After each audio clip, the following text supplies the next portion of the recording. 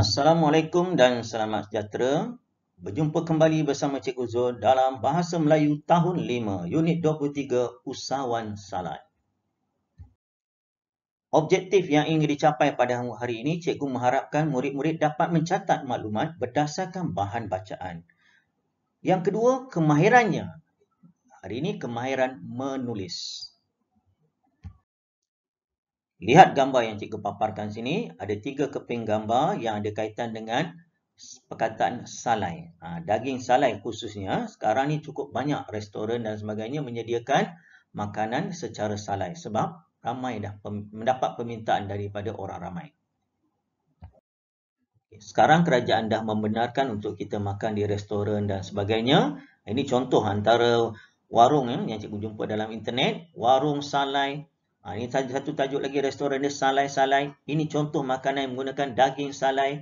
Bila tengok gambar ni kita pasti akan rasa lapar, teringin nak makan dan sebagainya. Tak apa, belajar dulu lepas ni makan. Kalau tak ada kat rumah, boleh ajak mak dan ayah pergi makan kat luar ikut SOP yang ditetapkan. Tapi kena tunjuklah dulu, belajar dulu. Ayah tengok belajar sungguh-sungguh dan sebagainya. Dia tunjuk, ayah hari ni belajar daging salai ya. Apa daging salai? Bagi penerangan budaya. Nanti ayah akan belanja makan daging salai. Mari kita baca bersama-sama tentang petikan usahawan salai.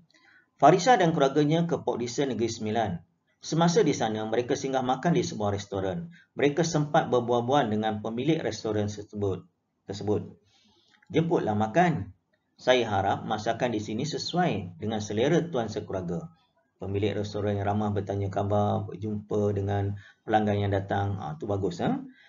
Terima kasih. Wah, sedapnya lauk pauk ini. Kata bapa dia. Kemudian anak dia tanya, Tuan, saya lihat ramai pelanggan di kedai ini.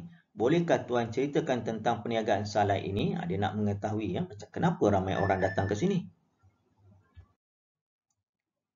Sebelum saya memulakan perniagaan ini, saya pernah melakukan pelbagai pekerjaan semasa berhijrah ke Kuala Lumpur. Namun, semuanya tidak memenuhi cita rasa saya. Yang dia dah buat pelbagai pekerjaan tak memenuhi cita rasa dia. Kemudian, saya balik ke kampung untuk membantu ibu bapa saya. Selepas 3 tahun, saya mendapat idea menghasilkan dan mengkomersialkan produk salai. Produk salai yang dijual ialah itik, ayam kampung, daging, puyuh dan ikan semilang. Saya juga melakukan pembungkusan secara vakum atau kedap udara supaya produk salai tahan lebih lama dan kekal segar. Dah tak berjaya kat Kuala Lumpur, dia balik ke kampung, dia tolong ibu bapa, pada masa yang sama dia belajar. Dan produk ni bukan sekadar daging salai saja, tengok tadi itik ayam kampung, daging, puyuh dan ikan semilang. Banyak produk yang boleh dibuat salai Yang kita biasa nampak daging salai saja. Okey, perenggan yang terakhir, selepas perusahaan salai mendapat sambutan hangat, barulah saya membuka restoran ini. Makanan berasaskan salai menjadi kegemaran pelanggan kerana aroma yang terasa daripada asap selepas disalai membuka selera.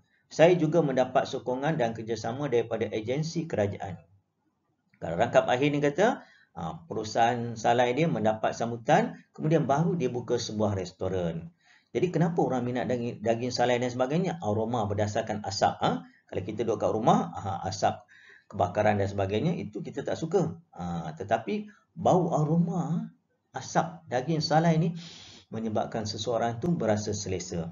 Jadi untuk menjadi seorang yang berjaya, kita kena cuba pelbagai seperti usahawan salai ni dah tak berjaya, tak memenuhi cita rasa, kita buat yang lain. Sampai satu tahap apa yang kita buat tu berjaya, baru kita teruskan dan buat secara besar-besaran. Bukan kamu tengok seseorang tu terus buka restoran saja. Dia akan mula meniaga tepi jalan, kemudian buka gerai kecil, kemudian buka kedai, akhirnya dah barulah buka restoran dan sebagainya.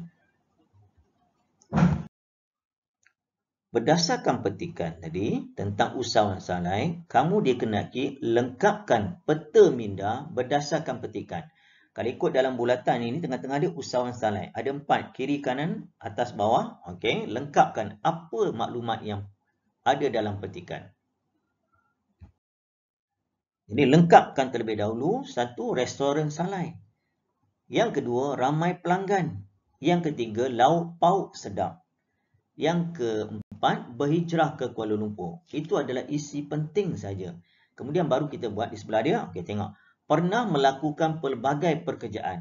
Jadi sebelum nak berjaya, dia dah buat pelbagai pekerjaan. Yang kedua, menghasilkan dan menjual produk salai. Dia tak mengharapkan kepada restoran saja. Menghasilkan dan menjual produk salai, macam-macam. Yang ketiga, pembungkusan secara vacuum atau kedap udara.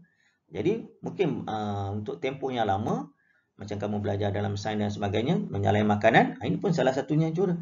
Boleh jual di tempat yang jauh dan sebagainya. Dan yang keempat, nak berjaya bukan terus buka restoran. Dia dah buat pekerjaan lain. Akhir sekali baru buka restoran apabila dah dapat permintaan, ramai orang nak makan dan sebagainya. Itu adalah melengkapkan peta minda, kemudian lengkapkan isi-isi penting berdasarkan tajuk tadi, usahawan salai. Berdasarkan apa yang kita pelajari pada hari ini, iaitu tentang usahawan salai, jadi kepada anak-anak murid, kalau ikut tengok sini, kita jarang dengar usahawan salai. Jadi sebagai seorang ahli perniagaan yang nak berjaya, kita kena buat satu kelainan supaya kurang persaingan. Jangan kita buat benda yang sama. Kalau orang dah jual goreng pisang, semua orang nak jual goreng pisang. Siapa nak beli? Pisang goreng macam tu. Jadi kita kena buat satu kelainan. Jadi kena kreatif lah. Sebagai peniaga ni kena kreatif dan kena berani mencuba sesuatu bidang yang baru agar mendapat sambutan. Itu kamu dah belajar tentang cara nak mempromosi barangan dan sebagainya menggunakan telefon bimbit dan sebagainya. Manfaatkan. Okey, itu saja yang cikgu nak kongsikan pada hari ini tentang tajuknya usahawan salai. Okey, jumpa lagi bersama Cikgu Zul insya-Allah. Okey, assalamualaikum dan selamat sejahtera semua. Selamat membuat tugasan yang diberi.